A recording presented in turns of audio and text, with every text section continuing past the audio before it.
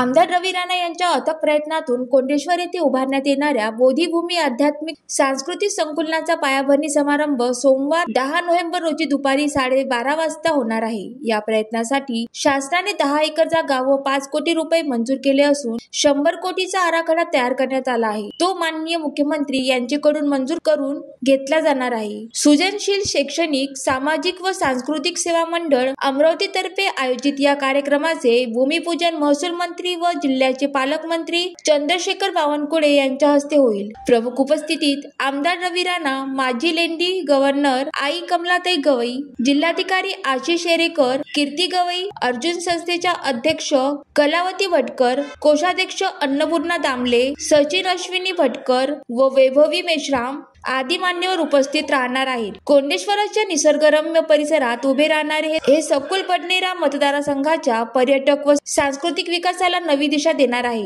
संकुलात तथागत गौतम बुद्धाची 51 फूट उंच मूर्ती, डॉक्टर बाबासाहेब आंबेडकर पुतळा, संविधान भवन, विपश्यना केंद्र, 500 विद्यार्थ्यांसाठी निवासी अभ्यासिका, आर्ट गॅलरी आणि रिसर्च सेंटर याचा समावेश असेल। बोधिभूमी हे समता, शांतता, करुणा आणि संविधानिक मूल्यांचा संदेश देणारा प्रेरणास्थळ ठरणार असून अमरावती जिल्ह्याच्या धार्मिक, शैक्षणिक आणि पर्यटन क्षेत्राला नवी ओळख मिळवून देणार आहे, असे आमदार रवी राणा यांनी सांगितले। बोधिभूमी व संस्कार केंद्राच्या निर्मितीकरिता आमदार रविभाऊ राणा यांनी घेतलेल्या पुढाकार कौतुकास्पद व अभिनंदनीय आहे आणि म्हणून संस्थेचे सदस्य रवींद्र भटकर, संगीता भटकर, वर्षा भटकर, अजय भटकर, वैभवी मेश्राम, उज्ज्वला भटकर, त्याचबरोबर संत गाडगेबाबा अमरावती विद्यापीठाच्या सिनेटचे सदस्य प्राध्यापक डॉक्टर संतोष बनसोड, डॉक्टर देवलाल आठवले, प्राध्यापक सोनटक्के, अरुण रोराळे, प्राचार्य डॉक्टर मनीष शिरसाट, बशी भटकर,